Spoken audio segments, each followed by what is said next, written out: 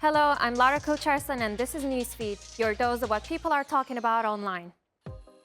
The streets of London became the stage for a showdown this week.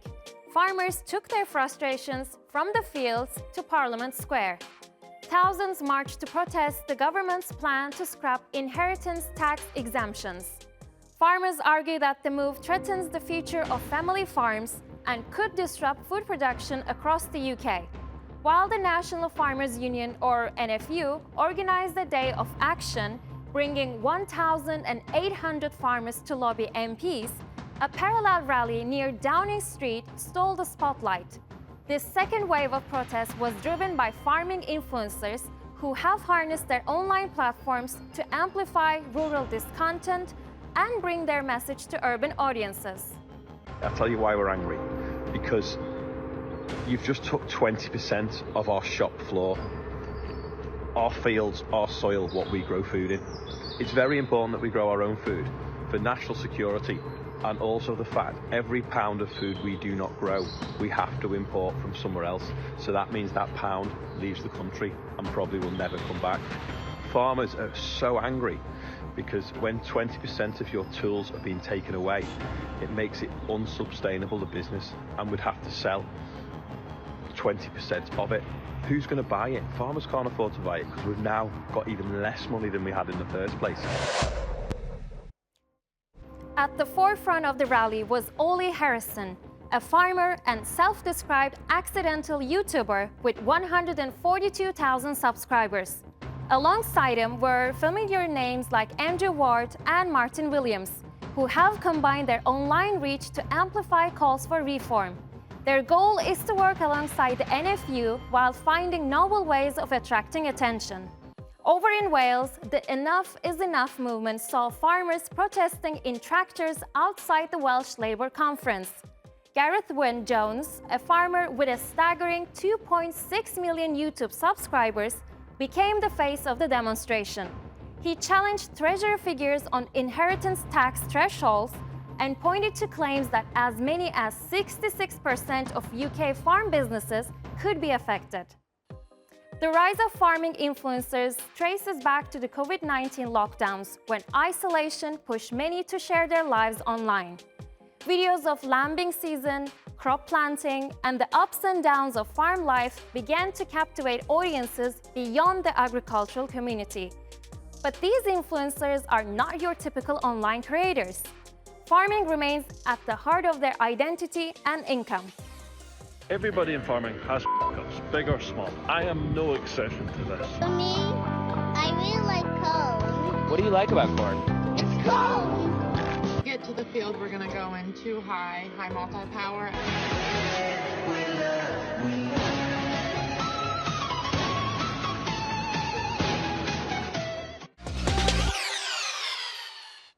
The US Department of Justice plans to force Google to sell the world's most popular browser, Chrome.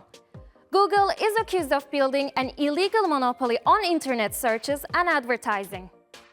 Time looks like it's not just going to be another multi-billion-dollar fine, which to Google is just the change they find in the couch. No, this time, the DOJ says the punishment must fit the crime. I want to hit him where it hurts and force Google to give up one of its most prized possessions, Google Chrome, aka the world's most used internet browser, in no small part because it's already preloaded as the default on all Android devices, which is, of course, already owned by Google. Chrome by itself is valued at $20 billion, which actually sounds really low compared to some of Google's other assets. You'd think they'd be glad it's not YouTube, which is worth $400 billion, or Android itself with an estimated value of over $500 billion.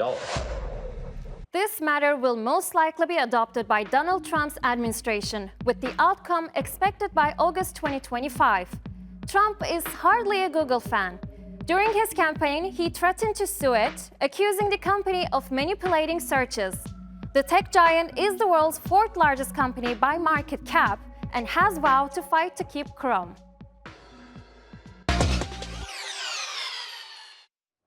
BookTok, the vibrant TikTok community dedicated to books, is finding itself at a crossroads. Once a space that unified readers, writers, and influencers, it has now become a battleground over the role of politics in literature and the community itself. The debate erupted after a now-deleted viral video called for politics to be left out of BookTok to preserve it as a safe space. The creator's account has since been deleted, but the video sparked intense discussions about whether it is even possible to separate art from politics. Critics of a politics-free BookTok argue that books are inherently political, often reflecting themes like rebellion, governance, and societal change. Even books read purely for enjoyment, they say, carry underlying messages shaped by the author's environment, worldview, making a complete separation unrealistic. Legendborn by Tracy Dion is a story about Bree, and she... Hold on, I can't talk about this one. In The Hunger Games by Suzanne Collins, Katniss is a part of the... Hold on. No, but she, has friends that are... Try again. The Shape of Dragon's Breath by Monaco Blackgoose is an amazing story about Anarchis and how she has to... White women were only allowed to read starting in 1750. Women were only allowed to publish books in the late 19th century. Black women were allowed to read after the Civil War in 1865. Interracial marriage only became legal in 1967. Every book you read, whether there are politics inside of it or not, is political. On the other side, some users say the increasing politicization of BookTok has made them feel unwelcome, deepening divisions within the community. I hopped onto BookTok about a month ago, and y'all were beyond the most supportive people I've ever met, kindest community ever.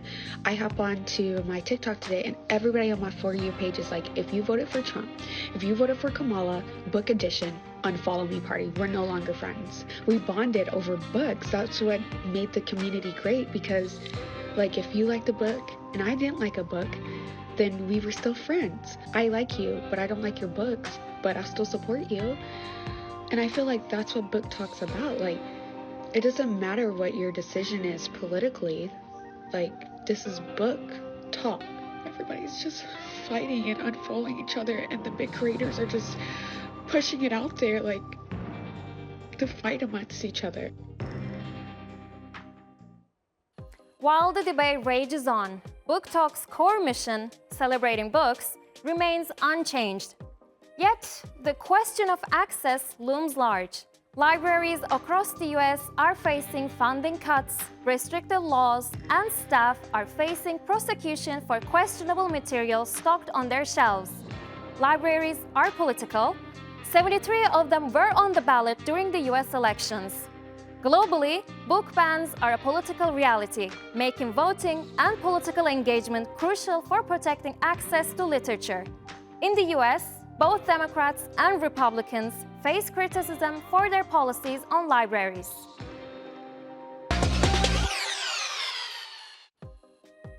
If you've been online lately, I'm sure you've stumbled across videos of people talking about crash out. The term has been making waves across the internet, mostly on X and TikTok. And just so you know, this is not a new phrase. Gen Zs have been using it for quite some time. The term is commonly used in the context of sudden or unexpected failures, and it's gained traction since the hotly contested US election. While young voters did swing towards President-elect Donald Trump, the under-30s voted for Vice President Kamala Harris. Social media users are using crash out to describe their feelings, from relationships falling apart to personal projects or even business struggles after unforeseen setbacks.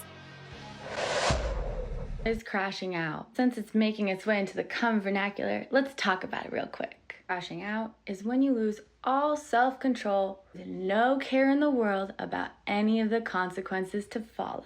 In my household, we call this scorching the earth. I do it all the time. Why does crashing out happen? Why does a person crash out? It can stem from some irritation, aggravation, annoyance, some slight. Then you just go ballistic. But why does it really happen? Speaking from experience and years of therapy. It happens because of a lack of emotional regulation.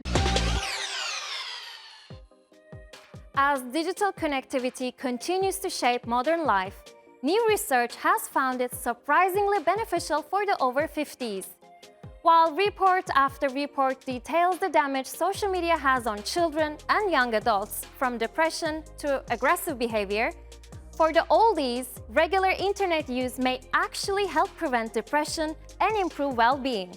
According to researchers from the University of Hong Kong, the internet provides a powerful tool for staying socially connected, mentally engaged, and emotionally supported.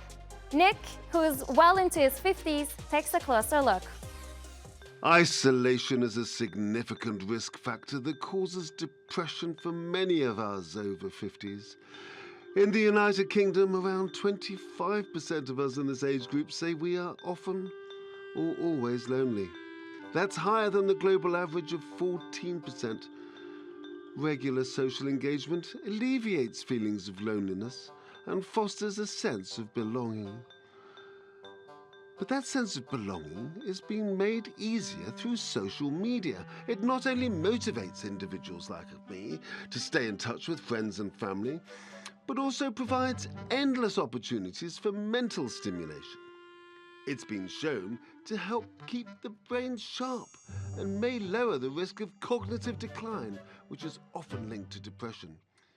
Many of us over 50s are turning to the internet to find exercise and health routines.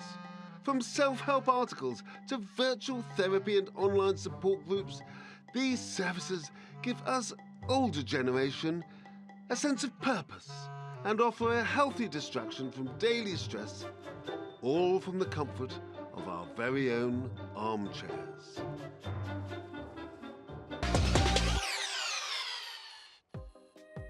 A grandmother with chunky sunglasses has become an accidental fashion icon on Instagram.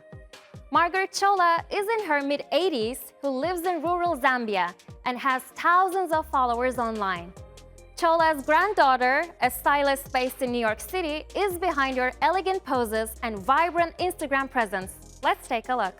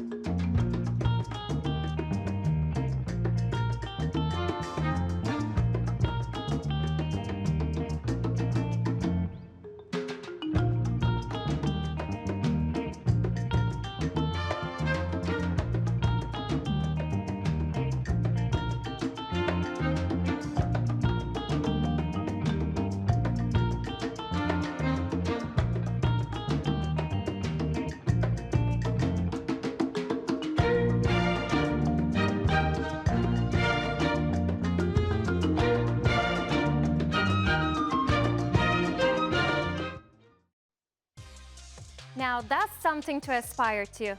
And that's our show. Find our latest stuff on YouTube and do subscribe to our channel. See you soon.